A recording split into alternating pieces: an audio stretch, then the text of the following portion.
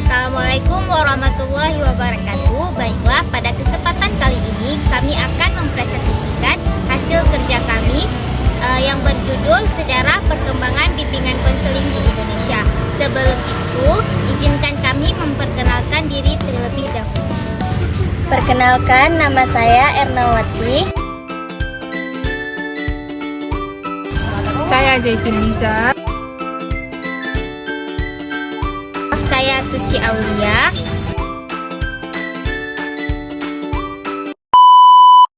Sebelum kita mempelajari bimbingan dan konseling lebih lanjut, sebaiknya kita mengetahui terlebih dahulu akan histori perkembangan bimbingan dan konseling, khususnya perkembangan di Indonesia. Sejarah perkembangan bimbingan konseling di Indonesia dimulai sejak lahirnya jurusan bimbingan konseling di IKIP tahun 1963. Bimbingan konseling masuk ke Indonesia melalui jalur pendidikan, kemudian kegiatan bimbingan dan konseling di Indonesia dilakukan di lembaga-lembaga formal seperti di sekolah baik negeri maupun swasta. Namun bimbingan konseling baru diresmikan di sekolah Indonesia sejak diberlakukan kurikulum 1975, kemudian disempurnakan ke dalam kurikulum 1984 dengan memasukkan bimbingan karir sebagai bagian internal dari bimbingan konseling itu sendiri. Sejarah bimbingan konseling di Indonesia dikemukakan dalam beberapa fase. Yang pertama, sebelum 1940-an. Pada fase ini adalah di mana Indonesia dalam masa penjajahan oleh Belanda dan Jepang. Pada fase ini, siswa dididik untuk mengabdi demi kepentingan penjajah. Para siswa dikerahkan untuk mengabdi pada negara demi memperjuangkan bangsa Indonesia.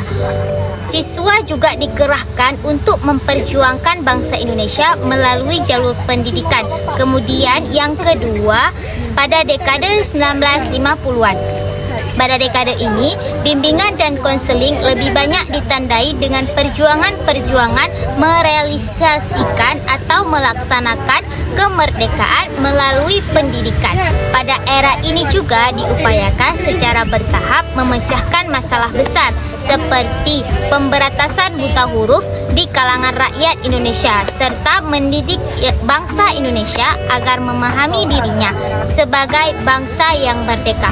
Karena pada dekade ini bertepatan dengan 17 Agustus 1945. Kemudian yang ketiga, dekade 1950. Pada dekade ini, bidang pendidikan menghadapi tantangan-tantangan besar, yaitu memecahkan kebodohan dan keterbelakangan masyarakat. Pada masa itu, kegiatan bimbingan konseling lebih dikerahkan agar membuat para siswa untuk dapat berprestasi dan untuk meningkatkan kualitas diri untuk dapat memicu dan memacu ketertinggalan.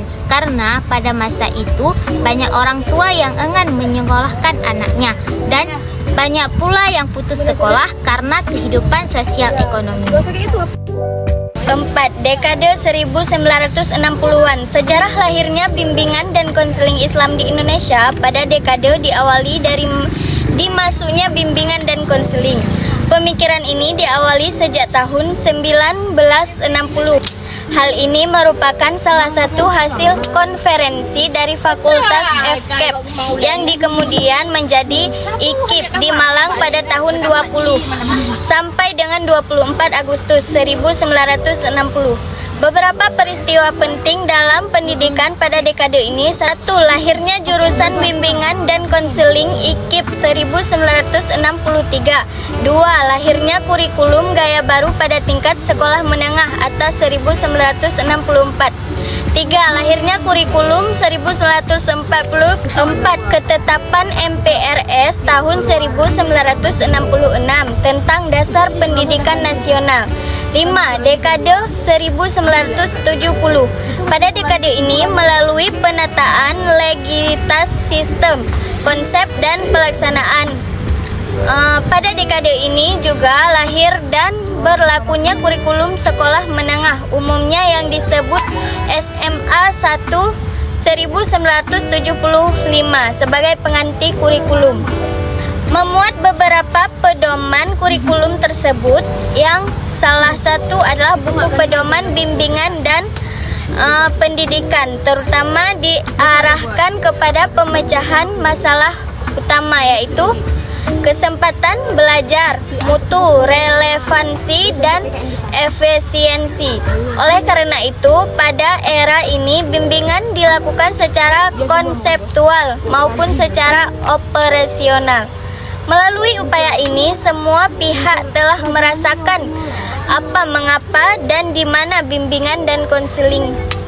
Pada dekade ini disebut sebagai era penetapan, dan bimbingan pada masa ini diupayakan agar lebih baik dan dilakukan terutama agar diusahakan untuk menuju pada perwujudan yang mapan dan profesional. Beberapa upaya dalam pendidikan yang dilakukan dalam dekade ini: menyempurnakan kurikulum, menyempurnakan seleksi mahasiswa baru, penataan pengguruan tinggi.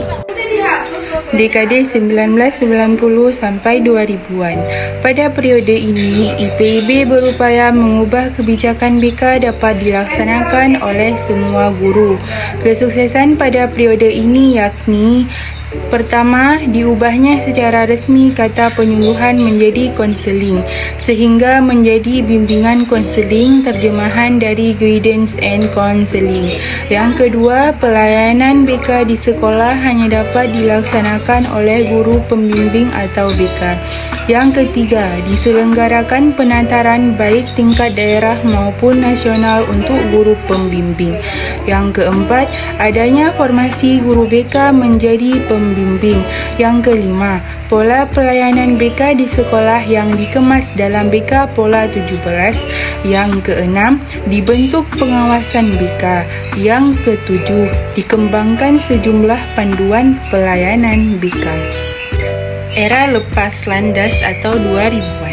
Era lepas landas mempunyai makna sebagai tahap pembangunan yang ditandai dengan kehidupan nasional atas kemampuan dan kekuatan sendiri, khususnya dalam aspek ekonomi.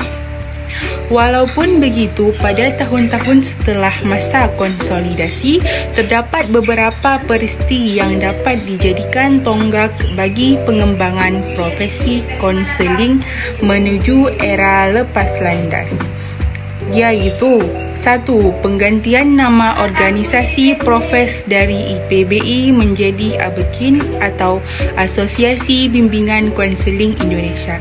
Yang kedua, lahirnya Undang-Undang Nomor 20 Tahun 2003 tentang Sistem Pendidikan Nasional, yang di dalamnya termuat ketentuan bahawa konselor termasuk salah satu jenis tenaga pendidikan.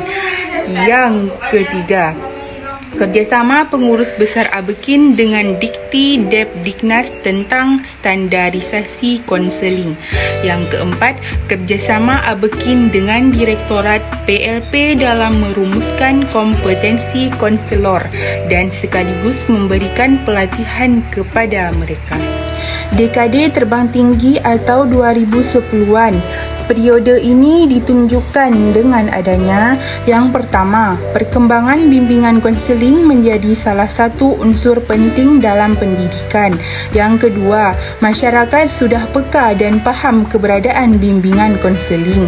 Yang ketiga, menjaburnya jurusan bimbingan konseling di perguruan tinggi negeri maupun swasta di Indonesia. Meskipun demikian, hingga kini masih ditemukan berbagai masalah. Di antaranya, masih ada sekolah Indonesia yang belum mengaktifkan bimbingan konseling. Masih ada sekolah di Indonesia hanya memanfaatkan guru bimbingan konseling sebagai guru piket dan guru pengganti. Keberadaan guru bimbingan konseling belum seimbang dengan kebutuhan di lapangan. Keberadaan guru bimbingan konseling belum merata. Dari pembahasan di atas dapat kita simpulkan bahawa bimbingan dan konseling telah terbentuk jauh sebelum era kemerdekaan. Dari bimbingan konseling itulah siswa dilatih untuk merealisasikan cita-cita bangsa, yaitu sejarah bimbingan konseling di Indonesia dimulai pada tahun 1950-an, saat Indonesia masih dalam seiring dengan perkembangannya zaman.